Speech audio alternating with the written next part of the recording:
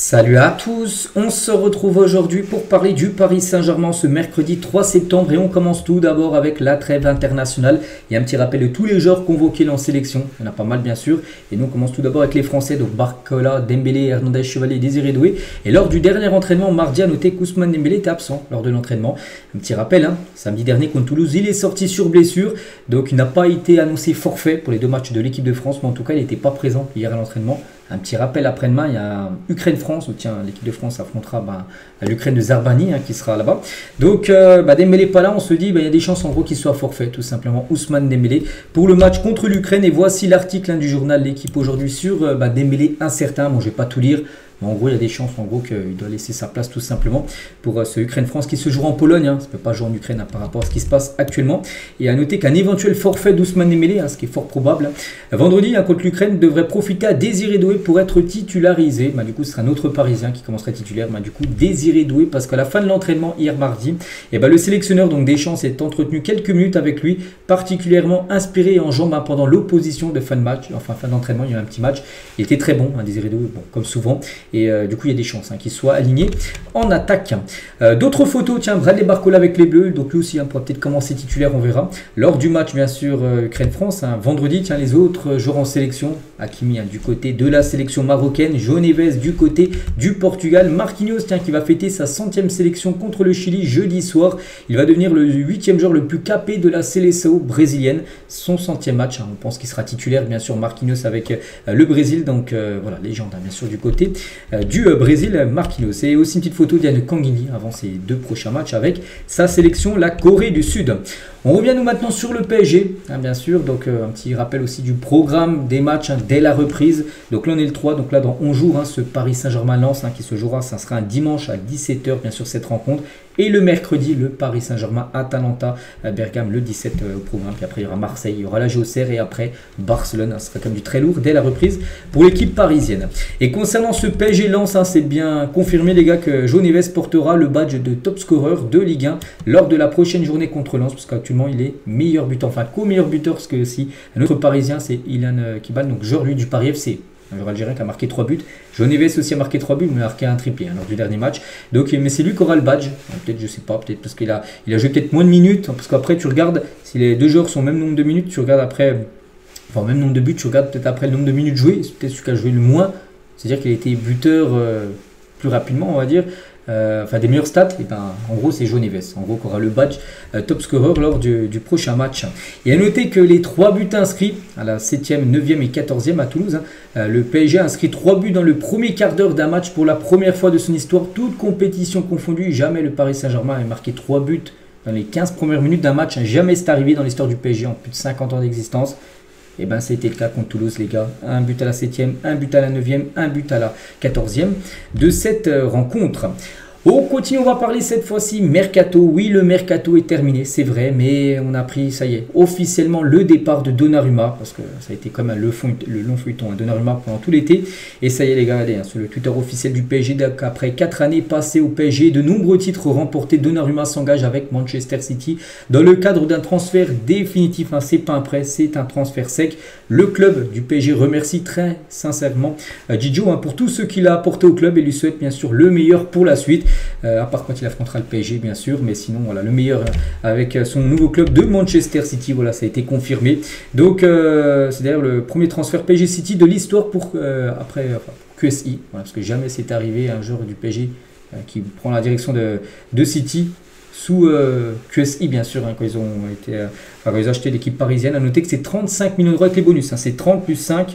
Ce qui fait 35, c'est pas mal pour un joueur déjà qui avait plus qu'un an de contrat, pour un joueur qui arrivait libre également du côté du PSG. Bon après, c'est quand même le meilleur gardien actuellement sur la dernière Ligue des Champions, le meilleur gardien au monde peut-être. Donc oui, bien sûr, il vaut quand même une certaine valeur.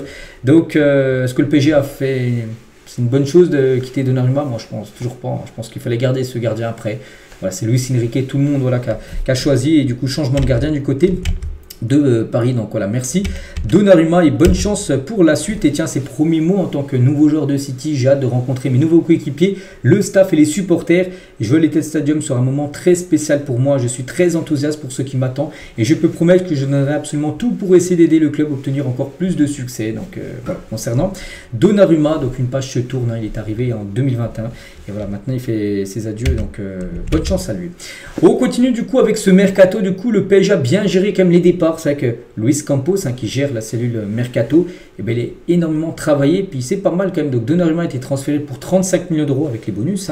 Mukiele est transféré 12 millions d'euros, mais pas que Paris. Mukiele, donc Donnarumma il est arrivé gratuitement, il est revendu 35, enfin 30 plus 5 de bonus. Mukiele il avait été acheté 10 millions d'euros, il est revendu 12, donc voilà, là aussi une plus-value. Milan Skriniar, donc il a été transféré 10 millions d'euros, mais pas que Skriniar est arrivé aussi pour 0 euros en provenance de l'Inter Milan, il est revendu 10 millions d'euros, donc c'est encore 10 millions d'euros de plus-value bien sûr. Asensio il a été transféré pour 10 millions d'euros, je crois aussi qu'il est arrivé gratuitement, Asensio qui est en fin de contrat avec le Real. Voilà, donc là c'est que des joueurs en gros où le PSG a fait des plus-values dessus. Bon, Carlos Soler a été transféré pour 8 millions d'euros pour 50% de droit du joueur, je ne sais plus si le PSG l'avait acheté ou pas ce joueur. Arnaud Tenas, les gars, a été transféré pour un montant estimé à 6 millions d'euros. Kolo Muani, donc c'est peut-être celui que le PSG a moins géré.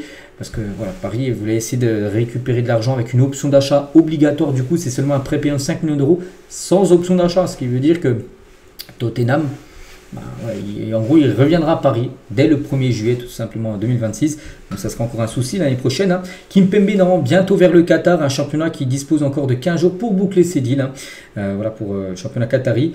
Mais également la masse salariale qui a fortement été réduite, parce qu'il y avait des gros salaires, les gars. Donnarumma, même si bien sûr il voulait négocier avec un meilleur salaire, c'était quand même l'un des plus gros salaires du côté du club. Asensio, Skriniar, tout ça, c'était aussi des gros salaires. Skriniar, les gars, il avait un énorme salaire au Paris Saint-Germain.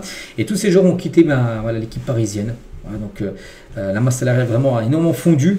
Tu as récupéré pas mal d'argent, donc oui, le mercato a été bon dans le sens des départs. Après, dans le sens des arrivées, on sait que de toute façon, Paris n'allait pas faire plus de 10 recrues. En 2023, il y a eu plus de 11 joueurs qui est arrivé au club. La saison dernière, je crois qu'il y en a eu à peu près 5, et là, il y en a eu seulement 3. Voilà, 3 joueurs qui vont débarquer à Paris. Mais bon, Paris a quand même été le deuxième club français le plus dépensé sur ce mercato, 103 millions d'euros, avec Zarvani quasiment, je sais plus, c'était 60, avec Chevalier 35, tout ça. Donc voilà, Strasbourg qui est le club qui a le plus dépensé sur ce mercato estival. Et si on compare, tiens, la Ligue 1, à noter que la Ligue 1 est le championnat qui a dépensé le moins, c'est quand le PSG fait peu de transferts. C'est que la Ligue 1, les autres clubs ne dépensent pas énormément. C'est 661 millions d'euros. Mais quand un Paris Saint-Germain dépense beaucoup, on peut dépasser facilement le 800, 900, voire le milliard bien sûr d'euros. Et regardez la Première Ligue pour montrer vraiment la différence du championnat anglais avec les autres championnats. Plus de 3 milliards 560 millions d'euros. Même si on cumule le mercato des 4 autres championnats, et ça ne vaut même pas le prix du championnat de Première Ligue en termes de dépenses. Voilà ce qu'elle veut dire bien sûr sur ce mercato. Et notez qu'Hakimi est le dernier survivant comme de ce recrutement XXL du PSG. Et bien c'était bien sûr quand le PSG avait fait tous ces joueurs-là avec Hakimi, Wijnaldum, Donnarumma, Sergio Ramos, Lionel Messi. C'était je ne sais plus quelle année, je me souviens même plus quand ils étaient tous arrivés. J'ai dit que Donnarumma est arrivé en 2021, mais je crois même que c'était 2022 qu'il est arrivé, parce que je crois que c'était le mercato de 2022. Donc tout le monde est parti. Voilà, il reste encore Donnarumma, mais Donnarumma est parti. Il ne reste plus que maintenant Achraf Hakimi du côté du club.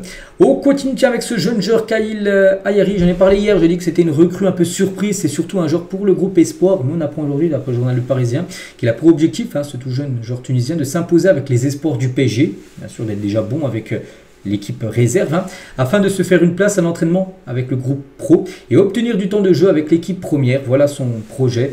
Déjà, bien sûr, faire ses premiers pas avec les jeunes, puis après, si vraiment il sort du lot, et on le verra certainement dans le groupe professionnel, ça, il n'y a pas de souci.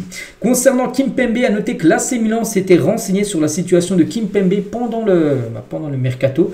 C'est le joueur du Paris Saint-Germain, donc Kimpembe, qui n'a pas donné suite aux sollicitations des Italiens. Il n'était pas chaud pour aller du côté de l'équipe milanaise, mais devrait bien partir, et comme je dis, peut-être aller du côté du Qatar pour, on va dire, relancer sa carrière. Et on finit aujourd'hui, les gars, avec ce maillot, le 4e maillot du PSG cette saison. Donc les 3 maillots déjà domicile, on le connaît. Maillot extérieur, on le connaît aussi. Le 3e maillot, c'est un maillot de couleur rouge. Vous avez pu voir lors du match, par exemple, contre le FC Nantes.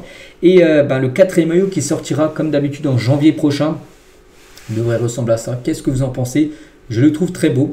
Bon, un maillot, on peut voir de couleur principale le noir avec une bande de couleur rose, toujours avec la marque Nike, mais en partenariat avec Air Jordan. Donc sublime maillot. Là, on peut voir en maquette. On a hâte maintenant de le voir porté par les joueurs, à quoi il va ressembler. Mais je pense que c'est encore une grande réussite, bien sûr, ce 4e maillot. Donc voilà ce qu'il y a à dire aujourd'hui. J'espère que ça vous a plu. On se retrouve, nous, demain. Demain, jeudi, bien sûr, pour le prochain numéro. À demain.